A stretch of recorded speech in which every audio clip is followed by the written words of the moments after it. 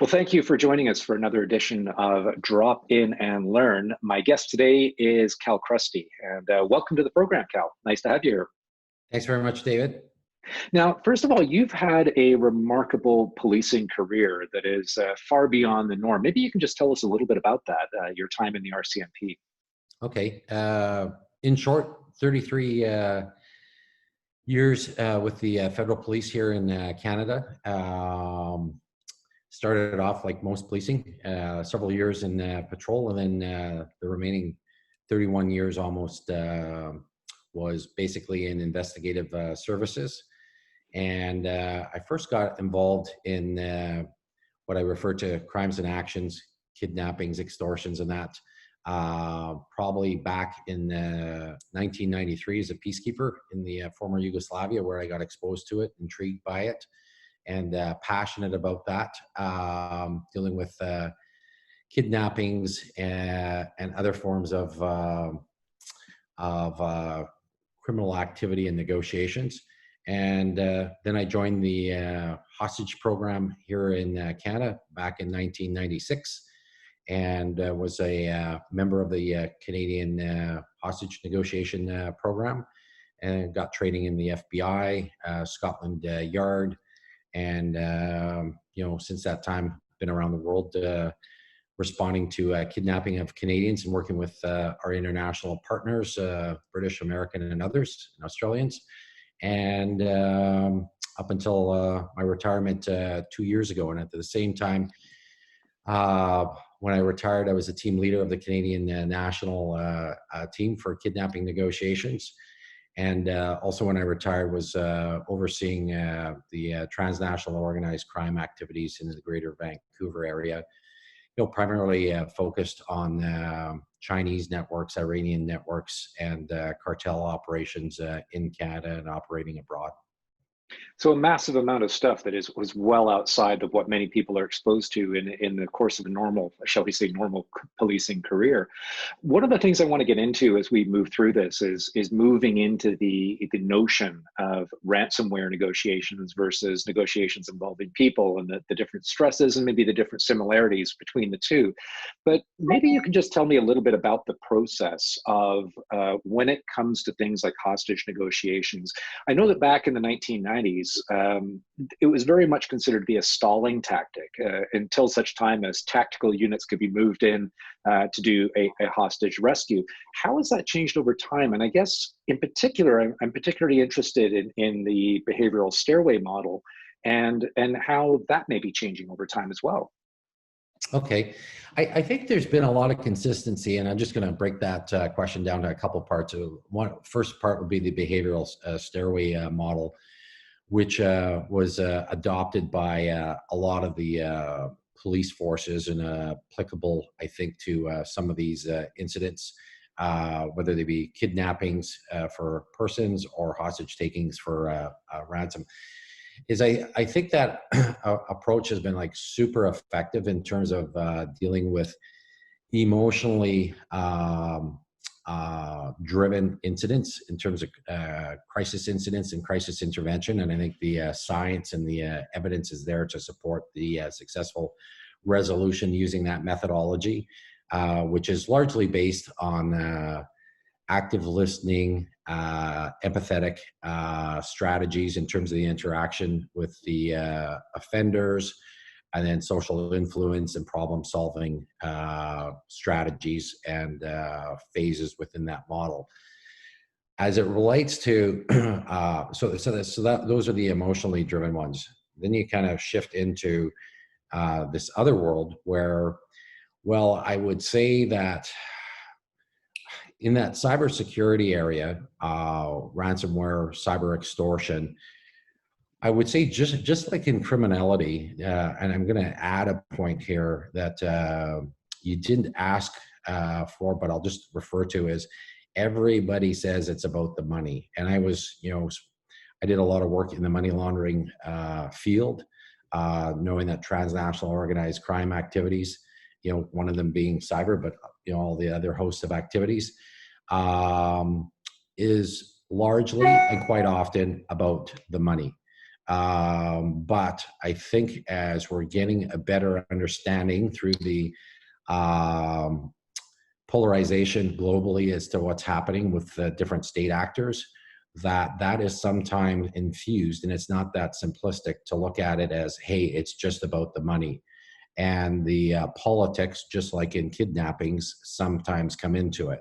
So the threat actors sometimes are focused on motivated for money, but sometimes also infused with that is politics, and sometimes it shifts back and forth, and sometimes it's both, but sometimes it is about the money. Sometimes, like with groups like ISIS historically, it's about the politics, and maybe to a lesser degree the money. But I mean, it's a continuum, and it's shifted, and it fluctuates. So that model, when it's not primarily just about the emotion, sometimes isn't super applicable when you're dealing with financial issues or financially driven incidents, or financially blended with political incidents, which we're seeing. And I think Australia the other day was probably the best example, where they're getting attacked in cyber areas, and it appears to be politically motivated, not just financially motivated.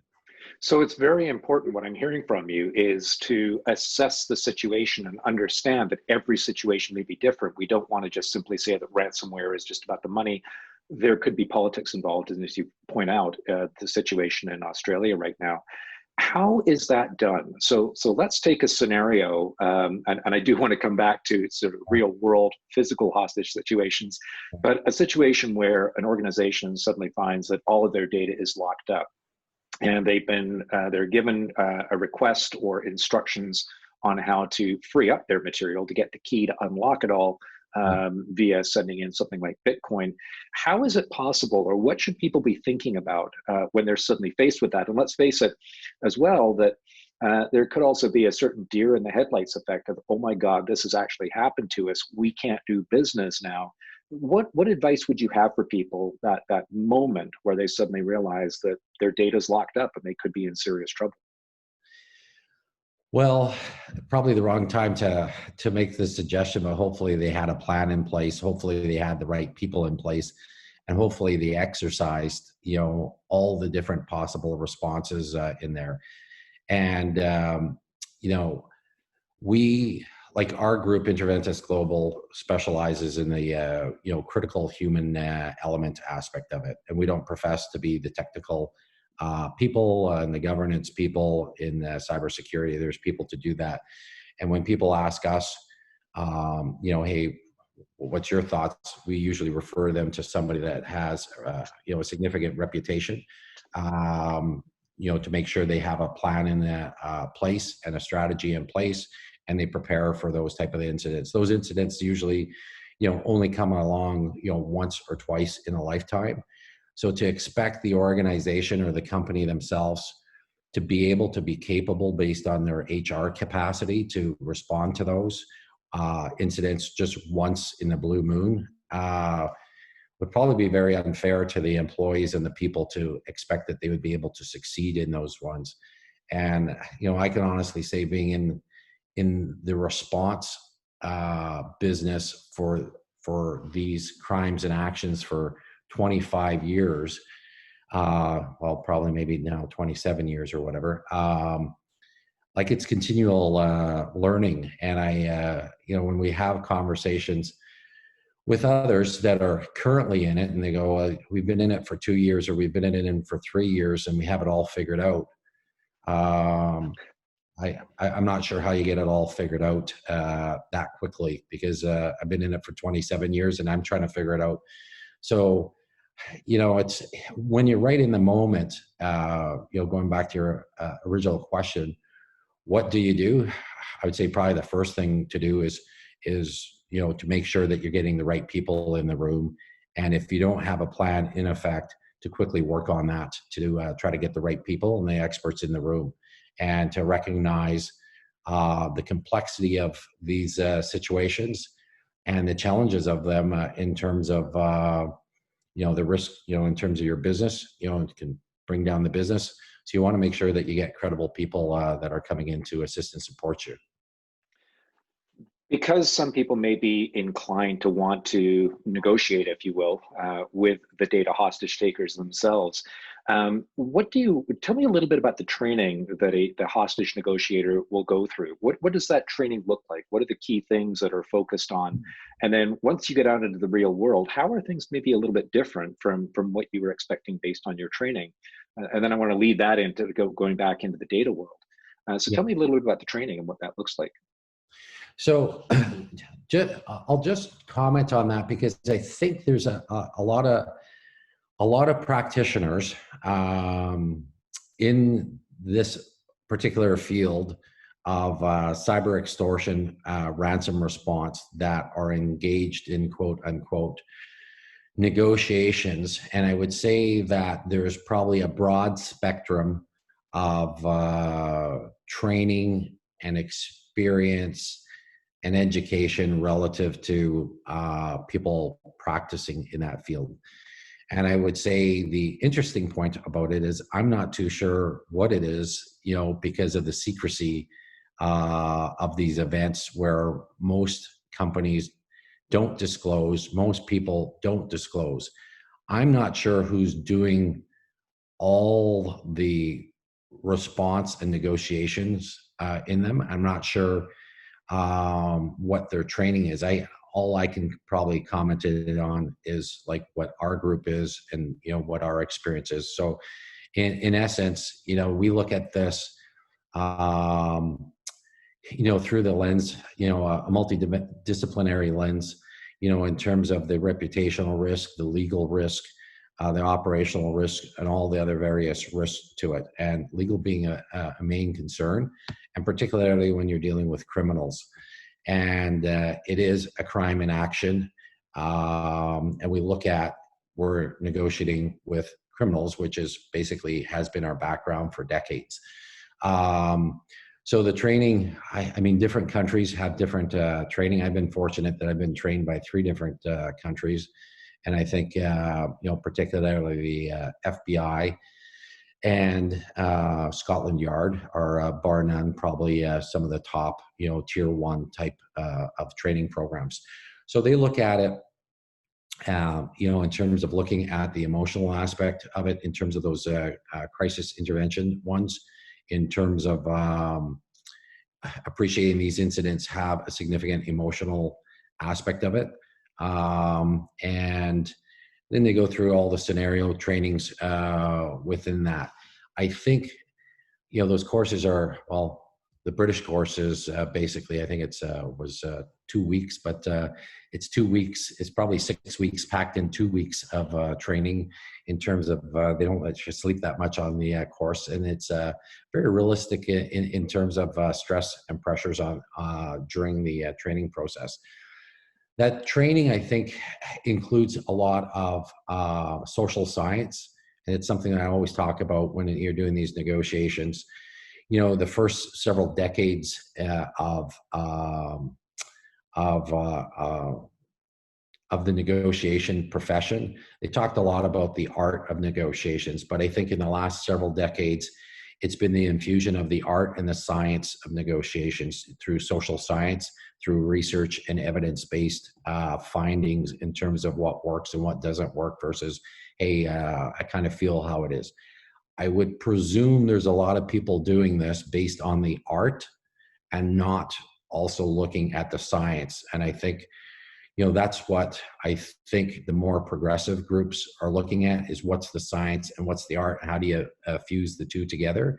And I think, the UK, the FBI's, historically the RCP and others have infused that. I think, a lot of people probably that are in this space that are negotiating with cyber criminals, I'm not sure if they include the art and the science and then infuse it as one, or if they're just doing the art sometimes.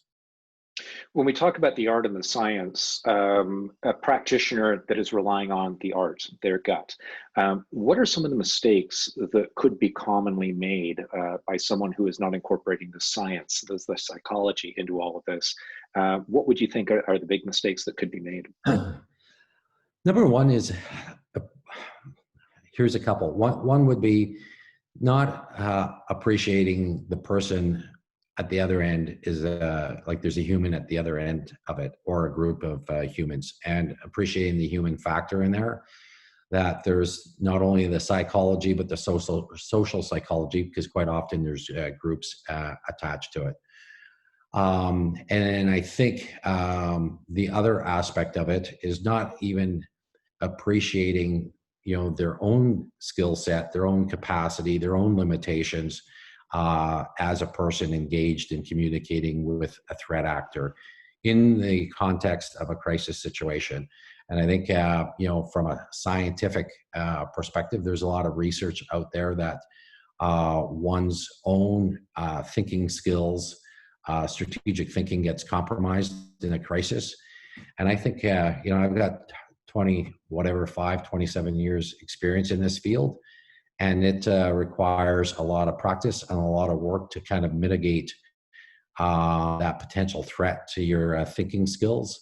And there's ways to do it, to mitigate that. And I think some people may underestimate the psychological impact. And I say that based on science, not just, gut feeling, of operating independent. And I think there are a lot of independent people that are doing it independently. But it kind of goes to an important point is negotiations for us is not concessions. Negotiations, worth defining it, is the back and forth communication with the threat actor. And that may mean conceding in cases out of necessity, but it's really about communicating with the purpose of resolving it in a satisfactory sense to mitigate all the different risks, including the operational, the reputational, and the legal risk. And I think it's there's a lot of complexities to that. That I'm not sure if overall the profession at this date in terms of cyber is as mature as it is, say, in the kidnapping world, corporately, so to speak. There's a point that I want to touch on that you just mentioned a little while ago, and I think what it speaks to is self-awareness. I find this fascinating when we think about critical thinking, and effective critical thinking is being self-aware. As I often say, think about your thinking while you are thinking it. To quote Sun Tzu in The Art of War, know yourself and know your enemy, 1,000 battles to be won. So there's this very important self-awareness. Now, how does that change when suddenly you as a negotiator are in a highly stressful situation yourself? I mean, there could be lives at stake in the physical world. Your reputation could be at stake in the business world if you're trying to come to a successful conclusion for a client. The amygdala starts kicking in as stress kicks in. How do you overcome that? There's a couple ways. One is through education and training, in terms of focusing on that and making sure that that's part of your program or part of your professional self-development. I think a lot of people oversee it, and I think particularly people that are attracted to this profession, I have to say sometimes there's a ego factor in terms of driving people to this, and they may not appreciate the importance of having that humility to kind of go, you may be good, but everybody has their own vulnerabilities and their own weaknesses. And it's, we always say we came up with a model about, I'm just trying to go 12 years ago when we were in a very difficult kidnapping situation. It's more important to know what you don't know than what you do know in terms of negotiating with these threat actors. And that's why some people are doing this professionally, individually, as an individual sport, where I don't think it's an individual sport. I think it's a team sport. And I think, that structure of the team also helps mitigate or it helps manage that self-awareness, through, as you alluded to, your concept of critical thinking, that you build that within the team culture. So that you always have that self-awareness throughout, and you facilitate critical thinking to come out with better better outcomes and clearer kind of strategic thinking. Right, exactly. If any of our webinar attendees who are watching this live do have any questions, please feel free to use the question and answer feature on your browser right now. And more than happy to pass the questions over to Cal. Anything about hostage negotiations in general, and also specific to ransomware as well. So one question I have to ask, Cal, I mean, my experience in dealing with hostage negotiations, it's extremely limited. I probably see more on television than anything else. You as a professional in this industry and with this background, how crazy does it drive you watching the way that television programs depict negotiations? Or are there some that actually do it quite accurately? Or do you even bother watching this on TV? I have watched some. You know, I thought Waco did not a bad job. You know, with Gary Nestner, who's was my former instructor from the FBI Quantico. You know, which really portrayed a human behind the approach in terms of somebody that was compassionate, empathetic in terms of their engagement with threat actors. I thought that yeah, there's a few others that I can't. I think my biggest concern always is when you see individuals, and I think that's probably one of the biggest threats to cyber right now, is when you see individual people come in and thinking that they can do it without a team or without a partner. I think it's very, very difficult to be effective at negotiations. Not conceding is a whole different thing. And a lot of people use the term negotiations when in fact they're alluding to the term conceding because they have a policy and go, hey, they're asking for you know, $1 million. We're going to give them 750,000 based on our analytics that's what they're going to accept. I don't really consider that as a significant negotiation strategy and a approach. But to be really effective at it, I think you need, you know, it's not a team, or it is a team sport, as I said. And I think the TV sometimes misleads that, you know, there's these superhero guys come in there that are slick talkers versus looking at, you know, very structured methodology, looking at social sciences and looking at it as a team sport. Right. Conflict resolution, what role does that play in the negotiation process? I think a lot. I think I became a hostage negotiator, and I'm not sure if you're aware, but then I went and did my master's of law in dispute resolution, which was essentially that. And I found that the classic police behavioral stairway negotiation process perhaps was overly linear and simplistic in responding to these type of interactions. And I found that there was a lot of valuable concepts, strategies, considerations in terms of responding to crimes in action, including these type of crimes in the cyber world from that field. Do you find, and in your experience in doing this, have you gone toe-to-toe, I'll use that term, with an individual who has read your book, that they know the process of negotiation, they may be one step ahead of you relative to someone who hasn't really thought it through? Yeah, no, absolutely. I mean, well, I'm always a big believer of having, you know, I was having this conversation the other day. I always have the utmost respect for the, for lack of a better term, for the threat actors and the opponents in the negotiation process. I may have a bunch of initials after my name, you know, through education and learning and that.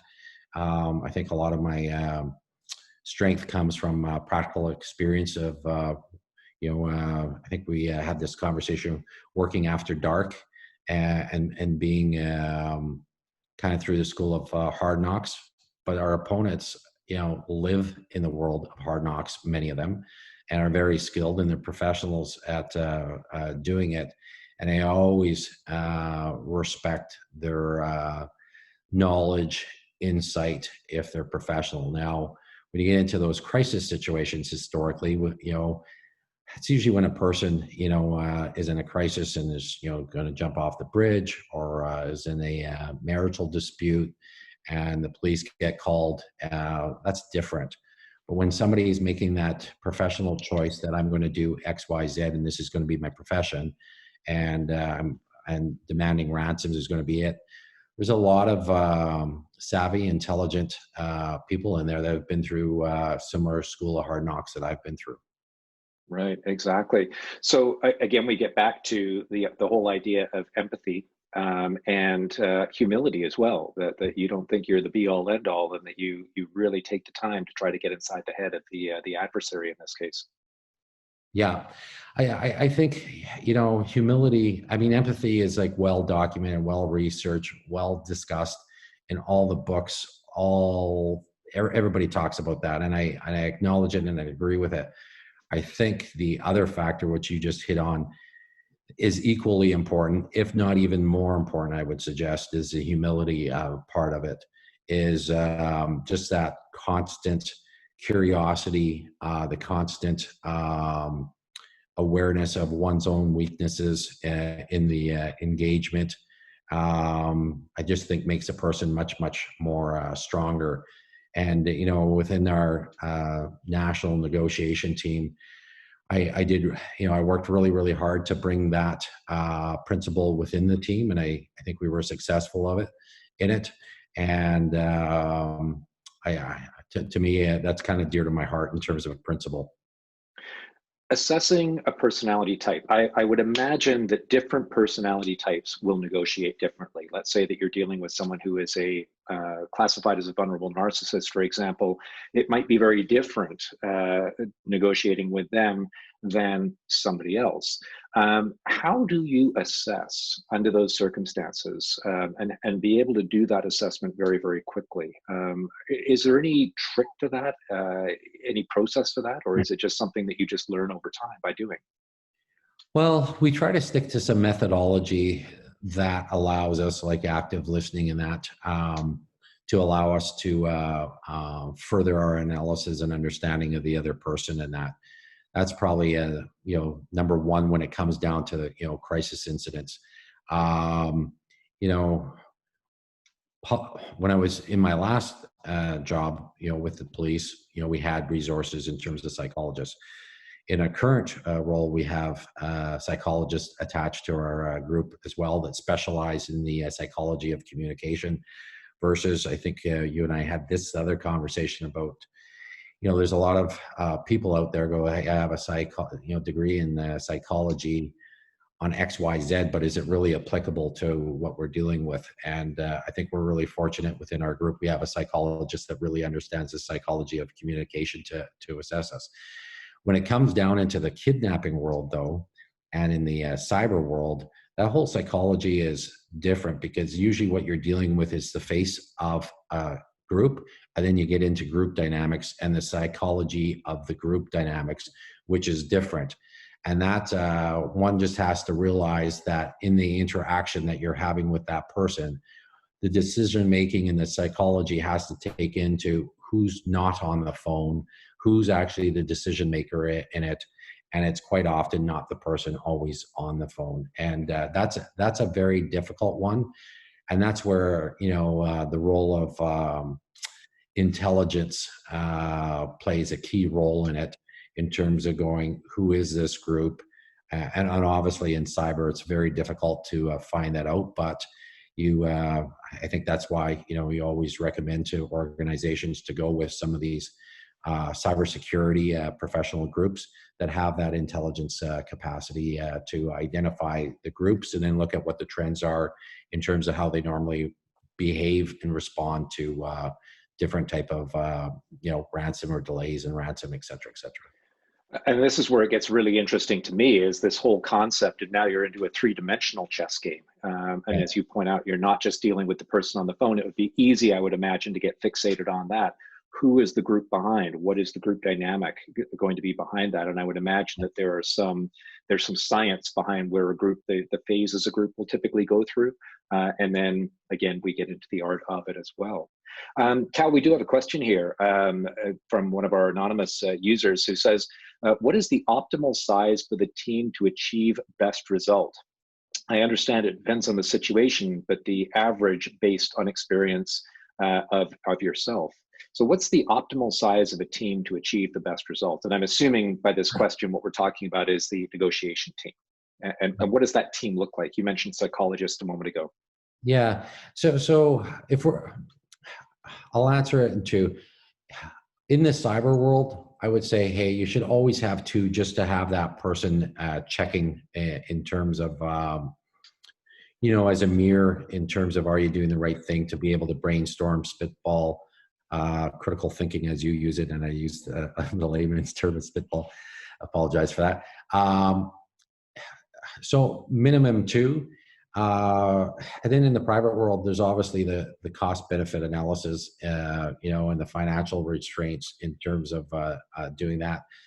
But I always say, hey, minimum two people in the corporate world. In the public world, ideally, and I'm just saying, hey, here's what the standards are. I'm not saying it always applies, but that role is, often four. Have I been involved in negotiation processes when I had 12 people on the team? Yeah, I've had 12 people on the team with specific roles in that, but that's been, complex negotiation. So I wouldn't say there's any standard rule. I would just say, I always think it's dangerous doing it by yourself. And I rarely do it by myself. I think it's very difficult to manage your own process and your own thinking. And I really adhere to that humility aspect of it, and the critical thinking, which I know you're big on. It's pretty hard to do critical thinking by yourself, and you need a structure behind it to facilitate that. And whether that's one person or more, I think it's important.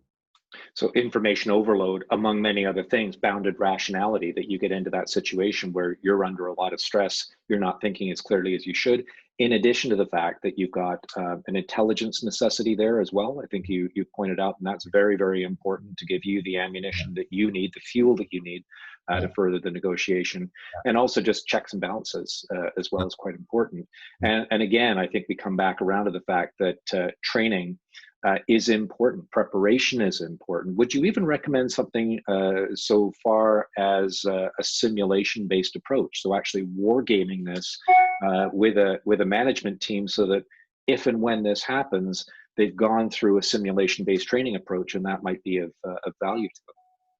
100%, like 100 and 100 and 100%. Even tabletop exercises, I'm not sure if they're applicable. I had the fortunate opportunity a year and a half ago to go through a cyber simulation center in Europe, which probably is one of the most well-known, one of the most long-standing. It was impressive. It was called Room 42, and it's was facilitated by the Luxembourg government and supported by the Department of National Defense and their cyber experts. And we were asked to go through there as a bit of a kind of an experiment, just to see. They've had all these for years, cybersecurity professionals, including negotiators, go in that. And they were interested in going, okay, who are these guys from InterVentis Global? And what's the difference between them and these other people? And their feedback, not ours, but I think our response was completely unique and different in a very positive way. It was a feedback that we got through that actual simulation. And I think a lot of people go through those tabletops, but they're just not real. in terms of passing sheets of paper back and forth, what would your response be? Where in this one, it was actually, here's the office. You're in an office setting. Everybody has roles as CSO, CFO, CEO, and the C-suite's all there. And then, then the attack comes and you get all these inserts. And the whole psychology of it and the sense of it was amazing to see when you're about to walk in with a C-suite executives. And as they're walking into the actual simulation, you could see that you could see, but they were expressing the immense anxiety they were having just walking into the simulation. So if you go, hey, I'm walking into the simulation and I have anxiety, you could imagine what that would be like in a real life.